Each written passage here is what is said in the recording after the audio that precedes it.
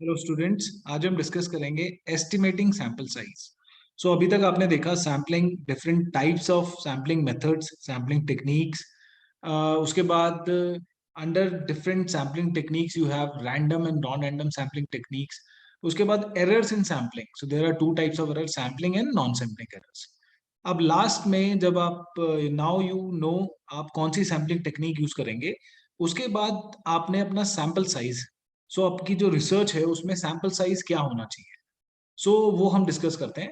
So first आपको, जैसे हमने डिस्कस करा था, सैम पॉपुलेशन, आपकी जो पॉपुलेशन है, जो पूरा टोटल कलेक्शन ऑफ रेस्पोंडेंट्स होंगे जिनसे आप डेटा कलेक्ट करेंगे, वो फाइनाइट है या इनफाइनाइट है। सो जनरली अगर आपके पास इनफाइनाइट पॉपुलेशन है, मतलब आपके पास काउंट नहीं कर पाते हैं, आपके जो टोटल रेस्पोंडेंट्स होंगे जिससे आप सैंपल लेंगे वो इनफाइनाइट है, मतलब आपके पास कोई फिगर नहीं है। सो तब हम क्या सैंपल साइज कैलकुलेट करेंगे या हमारा सैंपल साइज क्या होगा, सो आइए डिस्कस करते हैं। सो फर्स्ट जो फॉर्मूला है जो आप यूज करते हैं सैंपल साइज एस्टिमेशन के लिए या डिटर्मिनेशन के लिए, जब आपकी इनफाइनाइट पॉपुलेशन हो, so first by using Z score. So z score आप यूज कर सकते हैं। जेड स्कोर हम कहाँ पढ़ते हैं? हम पढ़ते हैं मेजर ऑफ डिस्पर्जन में। सो ये एक टेक्निक है जिसको हम यूज करते हैं in order to describe the data, और मेजर ऑफ डिस्पर्जन के अंडर ये आती है, जिसमें स्टैंडर्ड डिविएशन, वेरिएंस और z score, coefficient of variation, ये सब आप पढ़ते हैं। सो जेड स्कोर को यूज करके आप सैंपल साइज कैलकुलेट कर सकते हैं। So this is the formula, n equals to z square into sigma square. Sigma is population standard deviation and e square is your error. So इसको आप use कर सकते हैं। इसमें आपको z, sigma is standard deviation and e, इसकी value आप क्या, इसकी वैल्यू आप अज्यूम कर सकते हैं एंड देन उसके बेसिस पे आप सैंपल साइज जो n है वो कैलकुलेट कर सकते हैं। So this is the formula. आप डिराइव इसको ऐसे करते हैं, z का जो फॉर्मूला होता है that is x bar minus mu divided by standard deviation which is divided by under root n। And अगर आप इसको z को, then you calculate this x bar minus mu can be return as e, that is error. So if you square both the side, ये आपके पास formula आएगा n का, z square into sigma square upon e square, that is error square. So this is the, आप इस formula कैसे derive करते हैं, ये वाला फॉर्मूला। सो z स्कोर के थ्रू आप यूज कर सकते हैं। तो आप अगर z की वैल्यू 1.96 लेते हैं फॉर अल्फा 5%, सो z 1.96 हम अज्यूम करते हैं, एरर हम 3% अज्यूम कर रहे हैं, and sigma, sigma for 5 point scale के लिए 0.83 एंड फॉर 7 पॉइंट स्केल के लिए 1.66। सो डिपेंड्स कि आपका 7 पॉइंट स्केल है या फिर आपका 5 पॉइंट स्केल है। तो आप कैलकुलेट करेंगे अगर, तो आपकी जो सैंपल साइज आता है that is 2964। So 2964 is your n if you take these value and if you use this formula. Estimating sample size, ये जो हमने यूज करा है, जो फॉर्मूला है उसमें जो जो यूज करा है, z को आप 1.96 दिया है हमने, एंड देन ये कुछ लिटरेचर है जो आप यूज कर सकते हैं in order to put z। आपने 1.96 दिया, उसके जस्टिफिकेशन के लिए आपने सिग्मा जो है वो 0.83 लिया है 5 पॉइंट स्केल के लिए, उसके जस्टिफिकेशन के लिए 7 पॉइंट स्केल के लिए आपने 1.16 लिया है, उसके जस्टिफिकेशन के लिए ये लिटरेचर आप यूज कर सकते हैं। सो सम अदर, आप और भी हमारे पास रूल्स हैं जो आप यूज कर सकते हैं सिग्मा के लिए, जैसे आप 1/4 range, this is the formula. कभी कभी हम ये भी यूज करते हैं in order to calculate standard division. So standard division आपने कैलकुलेट करना है, या आप दिस इज, ये स्टैंडर्ड डिवीजन ले सकते हैं 5 पॉइंट स्केल के लिए, या फिर आप ऐसे भी कैलकुलेट कर सकते हैं।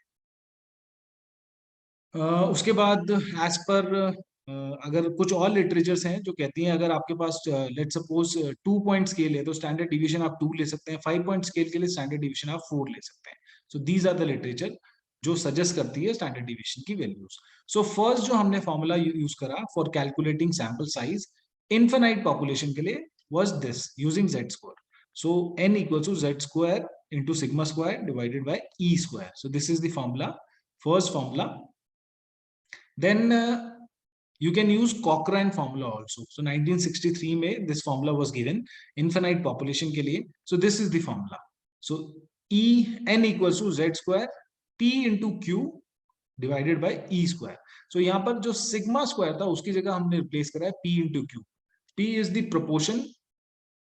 जनरली हम p हम होता है probability of success, and Q is probability of failure. So proportion, जब भी हमारे पास proportion में हम अगर values हैं तो हम ये formula use कर सकते हैं, Cochran formula. So this is the generally जिसको हम डिराइव करते हैं, क्योंकि आप देखेंगे बाइनॉमियल डिस्ट्रीब्यूशन में जो स्टैंडर्ड डिवीजन होता है sigma, that is under root n into p into q. So अगर आप इसको रिप्लेस करते हैं तो अल्टीमेटली आपका जो फॉर्मूला बनता है दैट इज दिस. सो इसका मतलब आप जनरली इसको तब यूज करेंगे जब आपके पास standard binomial distribution type data है. सो उस तब आप कॉकरन फॉर्मूला यूज कर सकते हैं, which is Z square into p into q divided by whole divided by E square. So इसमें भी आप एज पर अज्यूम कर सकते हैं z का जैसे वैल्यू 1.96, e इज 5% आप कैटेगोरिकल डेटा के लिए और 3% हमने कंटिन्यूस के लिए लिया था. प्रोपोर्शन बेस्ट होता है जब आप p प्रोबेबिलिटी ऑफ सक्सेस 0.5 रखते हैं, probability of failure is also 1 minus p that is 0.5. सो इन सबको आप जब वैल्यूज में इस फॉर्मूले में पुट करते हैं सो आपका सैंपल साइज आता है 384. सो this is the sample size which you can use for your study. So this is 384 or 385 z square into p into q divided by e square. कुछ और लिटरेचर्स हैं जो आपको you can use it in your paper in order to justify your sample size. So size of sample for the study should be neither very small nor very large. It must be optimum.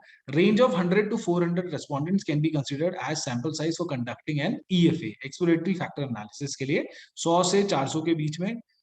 The general rule followed by many researchers to conduct factor analysis is to have at least 5 times respondent per item. So एक item मतलब एक question के लिए 5 respondent, तो आपके पास 20 question है तो into 5 at least 100 respondents आपके पास होने चाहिए एज पर रीज एंड जुड. सो ये कुछ लिटरेचर्स हैं which can be used while justifying your sample size. कुछ अदर टेक्निक्स हैं जो आपको यूज कर सकते हैं आप, जैसे आप रिग्रेशन यूज कर रहे हैं तो उसके लिए मिनिमम जो हम सैंपल साइज कहते हैं that is 50 into 8, 50 plus 8k and k is number of independent variables. So आपके पास अगर 4 इंडिपेंडेंट वेरिएबल्स है so answer would be your 50 plus 8 into 4 that is 82. So 50 plus 32 82. As per Green 1991 you can use this justification for your research paper.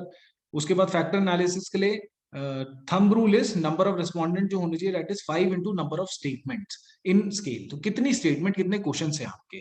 सो अगर आपके पास 30 question है into 5 150 respondents होने चाहिए as for factor analysis. सो ये कुछ techniques हैं.